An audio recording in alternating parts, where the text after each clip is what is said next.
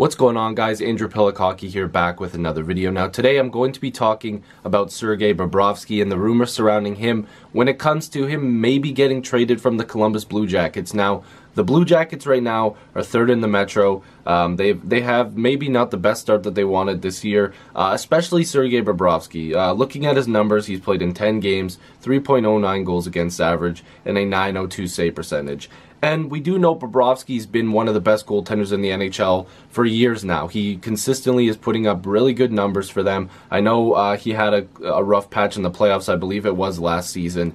But he is a unrestricted free agent coming up. And the Columbus Blue Jackets have a huge decision to make because apparently, according to Elliotte Friedman, now this is something that happened, I think, early November, but this is just what he said. So he was on Sportsnet 960 and mentioned that the Blue Jackets were frustrated with Bobrovsky and maybe that he wasn't really, all in with this Jackets team and believing that he would stay here in the long term. Now, I'm not sure how true this is, so take this with a grain of salt, and I don't like reporting stuff that isn't true. So the Blue Jackets have at least apparently made an offer to him. I'm not sure if it was in the summer or if it was like right before the season, but apparently they have, and I'm sure a couple actual verified sources have said that they do believe there's been conversations, but that Columbus has at least offered him a pretty significant deal. And some people are wondering if he's looking at Carey Price money, which is obviously like $10.5 million per season, or like $9.5, something around that range. I can never remember,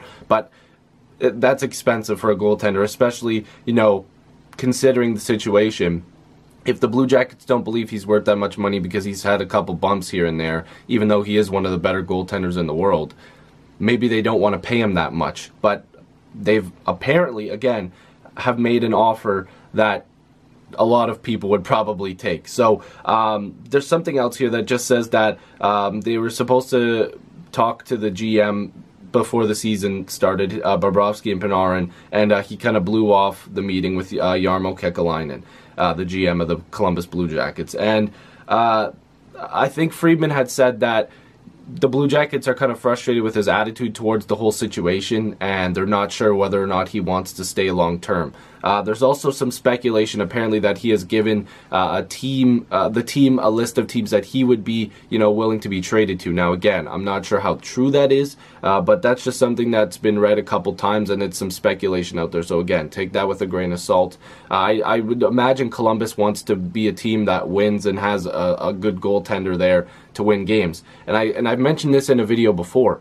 If Columbus doesn't have Bobrovsky in net, and of course he's going to get better. This 3 goals per game stuff is probably also has to do with the fact that all this is going around, that he could be traded, or they're offering him a deal, he's not taking it. There could be some frustration there from both sides. But Columbus needs a Bobrovsky and a guy like Panarin, and I will talk about Panarin in another video, but they need guys like that because this team needs to win. And if you don't have those guys, you're losing your best player, arguably forward. I would say he is. He puts up the most points. And you're losing one of the best goaltenders in the NHL. And that's something that Columbus doesn't want to deal with. And they have been trying. Speculation has been saying that they've been trying to make sure.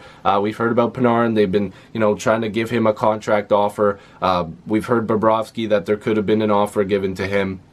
They are really trying to hold on to these guys, but if they have to let them go, they're going to have to get something significant back. And that's where people are speculating that the Islanders, a team that maybe is frustrated with Robin Lehner, again, I'm not sure if I'm saying that wrong. Somebody says Lehner is incorrect, Lehner is incorrect. Regardless, the Islanders might have problems in goal, and they might not be happy with their tandem. I believe Greiss is still there as well. They might not be happy with having average goaltending when their team is actually pretty decent, even with John Tavares not on the team anymore. Lee, Bailey, they've had scoring, Barzal, they have a good group of guys there. Bavillier, Eberle, even though maybe he's not doing as well as they want him to. They've got a group of guys there that they feel like they're doing all right, and if they had a goalie, they'd do even better. And we've seen that the Islanders have been better this year. So maybe the Islanders are a team like Lou wanted to make a big move. There's been rumors that he went after pretty much any of the big names that have become available. Of course, he wanted to hold on to Tavares, even though he got there, towards the end of when they really needed to hold on to him. That's something that he's been frustrated with publicly, that he, wasn't happy with the decision. But maybe he's got to make a big splash and go after Bobrovsky. Who do they, give up for that? What do they give up? It would obviously be some picks, high picks. Like, this would be a significant move for any team.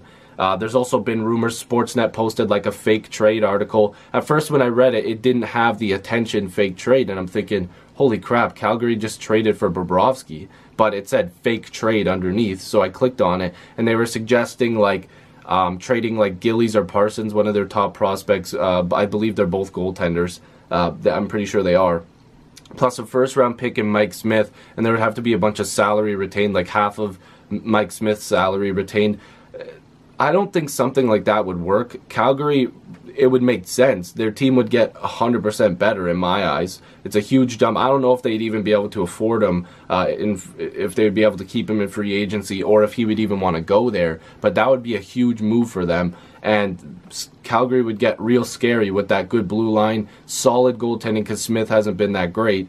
And, they'd give up a lot of their future, but it's what you got to take to win. Now, I'm not sure, again, like I said before, if by tomorrow maybe Bobrovsky and all this gets shut down and he wants to stay in Columbus, gets his money, and all of this gets put to bed and everybody says, oh, there was no frustration, whatever. Right now, the speculation is that there has been frustrations and that there could be a deal on the horizon if they don't get a deal done very soon. And again, if they don't think that they're a contender at the deadline, if you go past the deadline and you lose Panarin and Bobrovsky for nothing in the offseason, that's not good. That's not a situation you want to be in. So Columbus is going to get real interesting towards the deadline. Could happen soon unless they get deals for Panarin and Bobrovsky and all this gets put to bed, like I said. But I want to know what your thoughts are. Leave your comments down below. Do you think Bobrovsky's getting traded? I'm not sure if the Panarin video will be up first, probably the Bobrovsky one, but I will make a video on Panarin. So if you're new, make sure you subscribe. Love to have more hockey conversations with you. Join the squad. Let's get to 4,000 subscribers. I'll see you guys in the next video or stream. Make sure to click that notification bell. Peace.